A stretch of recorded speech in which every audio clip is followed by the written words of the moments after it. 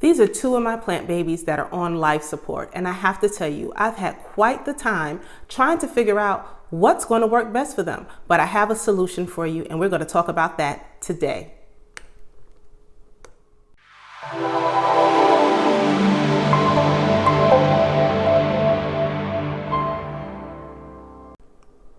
Hey everyone, it's Asiyah from Asiyah's Plant Life. Welcome back to my channel. So today I want to talk to you guys about what we do as plant parents for our plants when they're ill. Now, it's great to have a beautiful greenhouse jungle in your home with all of these plants that are growing and thriving and lush and beautiful, but every so often you might have one or two plants that just aren't doing as well as they should. And there are many methods out there that can be used to diagnose and treat what's happening with your plant.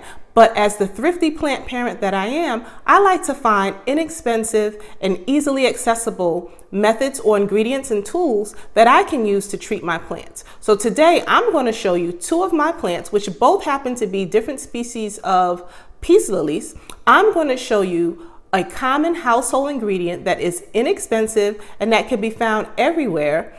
And I'm going to show you how I'm going to use that to treat these two plants who really have been suffering. Let's go ahead and get right into it. All right, guys, so these are the two plants that we are going to treat with hydrogen peroxide today. Both, as I mentioned in the intro, are peace lilies, but they are just different species of the genus peace lily. Now, what I want to show you is the leaves. Now, this plant I've had for about 3 years, believe it or not. It was large and lush. It's been repotted a couple of times, and it's been not only dropping leaves, its growth has been stunted, and it has not produced any of those beautiful white flowers that we come to learn or love about peace lilies. What happens every so often, and more often than I'd like, is I have leaves that, as you can see, look like they have some sort of fungus on them. Not only are they browning, but they have some sort of growth on them. Let me show you another one right here. And I have a few more on the back side here that just have withered up. Can you see that one there? Withered up and died. Now I have, as I mentioned, repotted this, trying to find the exact size pot for this. I have irrigated the soil with warm distilled water. I have spritzed the leaves. I have moved it to different parts of my home to make sure it's getting the right light, make sure the humidity or the conditions of humidity are correct, and nothing has seemed to work for these plants or for this plant. Let me show you this one here. This was my grandfather's plant. I introduced this one in one of my earlier videos this year. I think it was actually my spring houseplant tour, so I will link it so you guys can go back and see what it looked like when I brought it here from New York back in March, or that might have been April that it arrived here from my grandfather's house. But this plant, even though it's still in the nursery pot, my grandfather had this plant for probably about 4 or 5 years. He kept it near a west-facing window.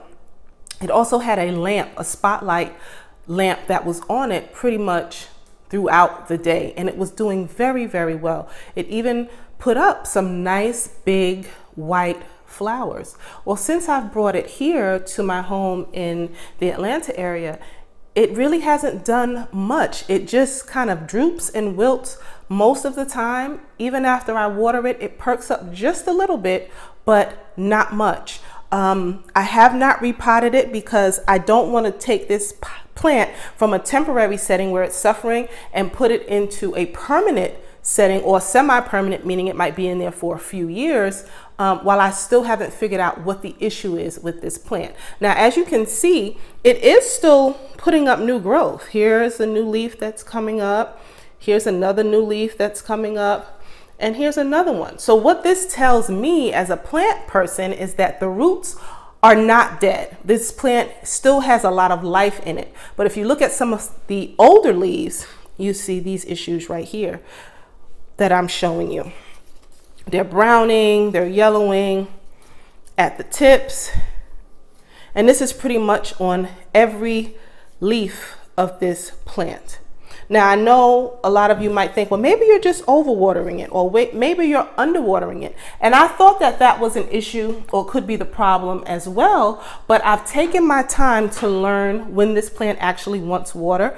The leaves droop quite significantly, much more than they are right now when it wants water. And I make sure that I allow the soil to dry out nearly completely before giving it another drink. So it's not a watering issue. I've inspected all the leaves, top, bottom, stem. There are no insects. There are no bugs. There's nothing on this plant that tells me this is the exact cause for why this particular plant is not thriving as well as it should be. So I've used hydrogen, I can't even talk today, guys, hydrogen peroxide in my garden, outside garden before, and I did some research to see if it can be used for indoor plants, and lo and behold, it can. So I'm going to show you today how I mix the hydrogen peroxide and water mixture and what I do to the plants. Okay guys, so there's three things that I'm going to need in order to make this hydrogen peroxide water mixture for my plants. Hydrogen peroxide, and let me show you. This is just common hydrogen peroxide that I picked up at my local Dollar Tree. You can grab it from anywhere you can find it. You just want to make sure that it is, can you guys see that there? That it is 3% hydrogen peroxide. You're also going to need water. I water all of my plants with well water, and I'm not going to use anything different for this treatment. Whatever water that you use to normally water your plants is sufficient for this treatment if you are going to be using this treatment at home. This is about 1.5 liters of baby bath water, warm well water. And then I also have a half tablespoon measuring spoon here. That's all I'm going to need to mix this up. And once I mix it up, then I'm going to go ahead and place the plants into either my sink or my bathtub, probably the bathtub for my larger one, just so it has enough room. And I'm going to aerate the soil, or pour this into the soil and aerate. And as I'm doing that, I will tell you what the hydrogen peroxide is doing to the roots and to the soil. So into this 1.5 liter watering can, I'm going to go ahead and pour in 1/2, I don't know if you guys can see that, I feel like I'm blocking the screen here. I'm going to go ahead and pour in 1/2 tablespoon of hydrogen peroxide. Just going to give that a good mix to make sure it's all mixed in and distributed evenly.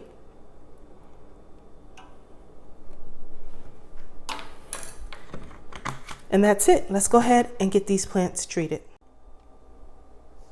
I have this plant in my kitchen sink because it's small enough to fit, but what I want to show you is that before I begin watering it with the hydrogen peroxide water mixture, I want to go ahead and cut away or pull off, if they just come off like this one did, any of the leaves that need to be removed. So I have here a pair of pruning shears, and you want to make sure that your shears are clean before using them on any plant. I clean mine with dish soap, and then I will also dip it into a little bit of alcohol, rinse it off, and then allow it to air dry in between uses. So whatever method you use to clean your shears is just fine. Just make sure that it's clean, doesn't have to be sterile, but clean, so that you don't transfer any fungus or bugs or anything like that from one plant to the next. So with hydrogen peroxide, what it does is it not only aerates the soil, meaning that it's going to give it more oxygen, it also helps to cure root rot, and it also helps with funguses. Now, just like we can, plants can get funguses as well. So hydrogen peroxide has many, many uses on plants, and those are just 3 of the most common. And because I'm not quite sure what is causing this plant to experience failure to thrive, outside of knowing that it's not a bug, there's no insects on it, I am going to just go ahead and treat it with this hydrogen peroxide and see what we get. I hope you guys are getting this. I'm trying to show you what I'm actually doing, and I'm actually pulling out any of the parts of the plant that have died off, that are brown, yellow, black. I want to get rid of those. I only want to keep the healthy parts of this plant on here as I use the hydrogen peroxide. Doing so will allow me to see if my hydrogen peroxide treatment is effective.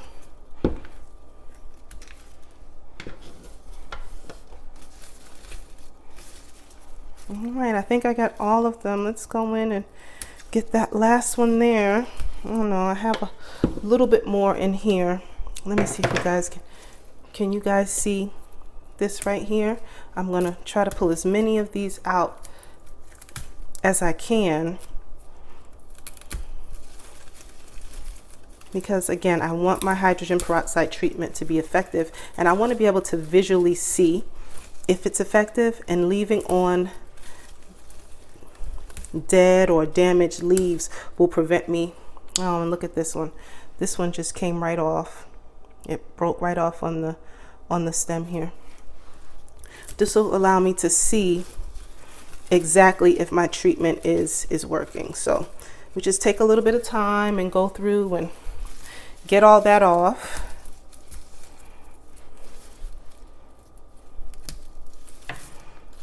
I have one more here. This one was hidden. And I feel like I'm pruning away all of this plant's beauty here, making it so small, and this was so large and lush. I'm so sad that it hasn't been doing so well. Now, one thing to think about, guys, when you are pruning your plant or pulling away dead leaves or stems, if they don't come away easily, don't force it. You don't want to damage the healthy stem or leaf that is attached to it, and you don't want to damage the roots. So if they don't come away easily, don't force it, okay, guys? All right, I've gotten all the ones that are coming away easily. Let me just clip this last one here. Let me just show you guys everything that I've pulled off of this plant. So I'm going to go ahead and aerate this now. Let's see, I want you guys to be able to see. There we go. So what I'm going to do, and I've done this with my garden soil before when using hydrogen peroxide, you want to just take your hand and disturb the top layer of soil. That ensures that the peroxide mixture is actually getting through. It's not just pooling on that top layer. So you want to just go ahead and disturb it, and then we want to go ahead and pour.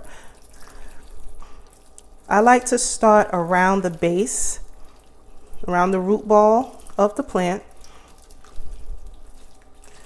and down into the center of the root ball, and then work my way around the outside for any of those wandering roots.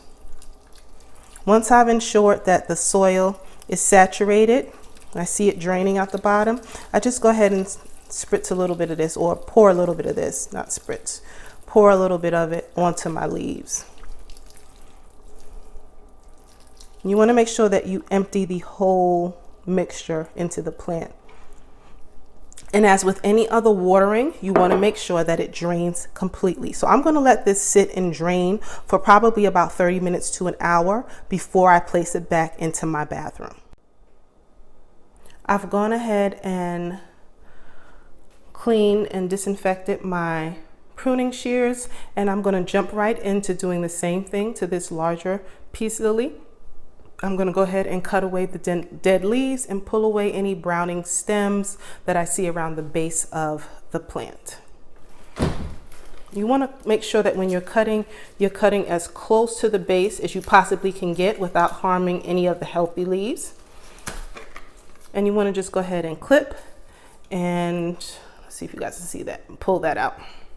Now, I'm not going to clip away every single leaf on here, even though most of them do have some brown tips. I'm clipping away the ones that are badly damaged, that cannot be preserved. Like this one here. This leaf here is dead. It cannot be preserved. There's no saving it. So I'm just gonna go ahead and, oh my goodness, sometimes I wish I had 4 hands so that you guys really could see this. I'm gonna have to get my boo to hold on to this or film me, guys, because I really feel like I'm not giving you guys the best view. So thanks for bearing with me. Let me go ahead and prop you guys up. Okay, this is the base of the plant, and I'm just doing the same thing here, pulling out any of the browning stems that are around the base or the top of the root ball. Just go ahead and pull those off. Be as gentle as you can, firm but gentle. If you want it to come away easily, if you have to force it, just go ahead and leave it there. Now with this plant, unlike the smaller peace lily, there aren't many browning roots, browning parts of the stem near the base, so it won't take as long to go in and get those out. But again, the purpose of doing this is so that you can ensure that your treatment is actually working. All right, so let's just give this a spin to make sure. Uh-oh, I lost you guys. Okay, there you are. Give this a spin to make sure that we got all of the dead browning parts here that come away easily. All right, and I cut off all of the leaves that were badly damaged. So let's go ahead. I'm gonna put this one in my tub, my master bathroom tub, just so I have enough room for it. Okay guys, so I've went ahead and just roughed up the top layer of soil as you saw me do with the smaller peace lily. And now I'm gonna go ahead and water it. Now I'm using the 1.5 liter to 1/2 tablespoon mixture, and I'm going to do that twice for this plant because it's so much larger than the other, and I want to make sure that enough of the hydrogen peroxide is reaching the roots.